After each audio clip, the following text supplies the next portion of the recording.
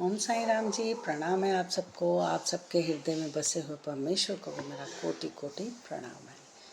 आज हम बात करेंगे जी राजा परीक्षित की।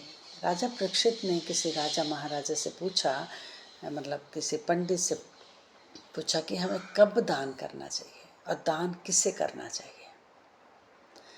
तो उन्होंने कहा कि दान तो हमें वैसे जब मन में आ जाए तभी करना चाहिए, लेकिन दान करते समय हमें फल क्या मिलेगा। राजा परीक्षित ने पूछा।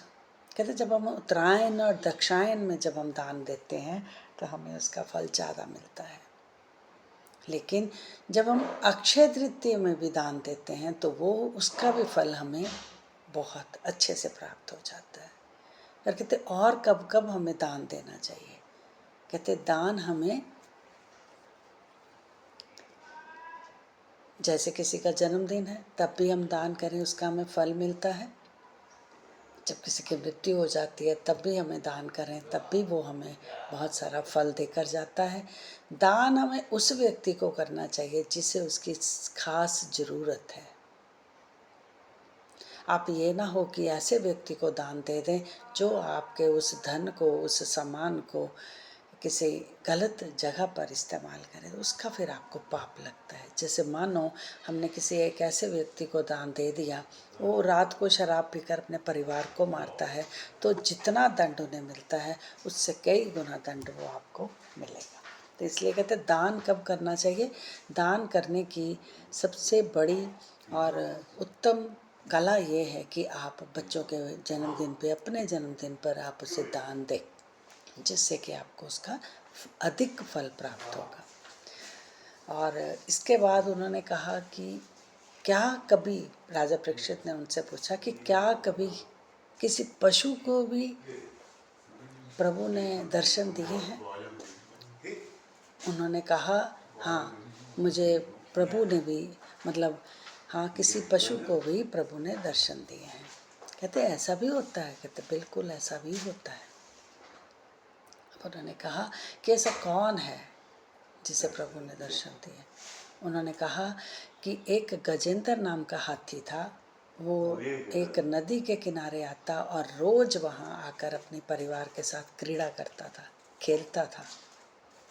एक वह कभी अपनी सूंड में पानी भरकर अपनी पत्नी पर डालता और वो पत्नी शर्मा से जाती, और कभी वो अपने बच्चों पर डालता तो बच्चे वापस अपने पिता पर डालते। ऐसे वो पूरा परिवार जो था उस सिंधु नदी में क्रीड़ा करने के लिए आया करते थे।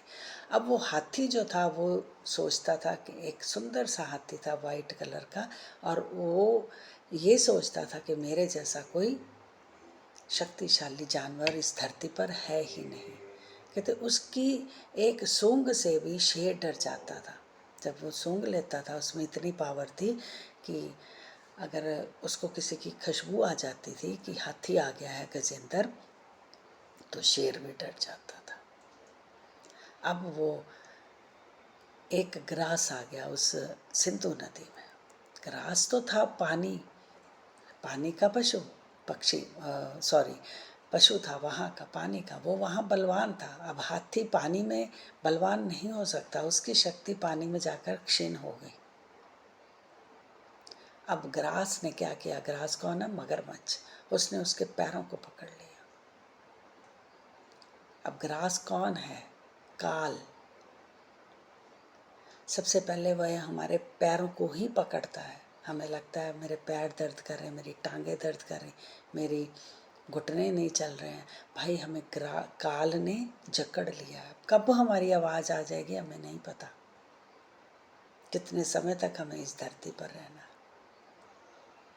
ग्रास काल और गजेंद्र कौन है, हम अहंकार में रहते हैं, ये मेरा क्या बिगाड़ लेगा। कहते एक छोटा सा ग्रास मेरा क्या बिगाड़ लेगा। अब ग्रास ने क्या किया, उसे उसके पैरों को खींचकर मझधार में ले गया।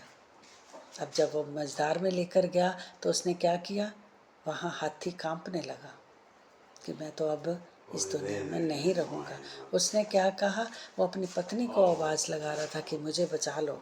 उसकी पत्नी ने कहा कि मैं अगर तुम्हें बचाने आई तो तुम्हें छोड़कर वो मेरी टांग पकड़ लेगा, तो मैं तुम्हें छुड़ाने नहीं आ सकती। इसके बाद उसने पत्नी को, बच्चों को आवाज़ लगाई कि तुम मुझे बचा लो। उन्होंने कहा, बच्चों ने, कि आप चिंता ना करो पिताजी, आपके जाने के बाद हम आपके सारे कामों को सुसज्जित ढंग के कर लेंगे। उन्होंने वो जो गजेंद्र था वो हैरान हुआ और उसने कहा कि मैं अभी जीवित हूँ और ये मेरे मरने की बातें कर रहे हैं। वही हाल हम सब लोगों का है।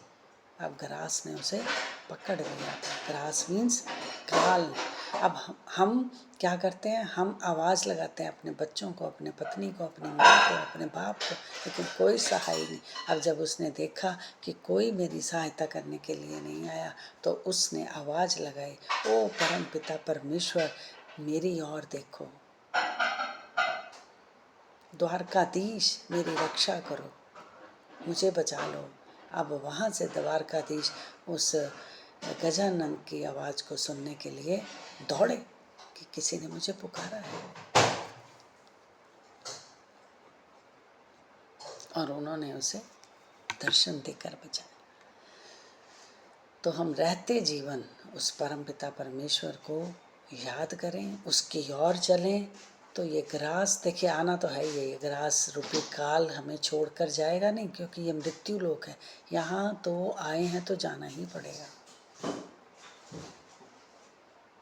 तो वो उस ग्रास के काल से बच गया और प्रभु ने उसे बचा लिया। फिर वो क्या कह रहा, उसने वो उस मतलब बाकी का जीवन जो था उसने उस प्रभु में ही लीन कर दिया।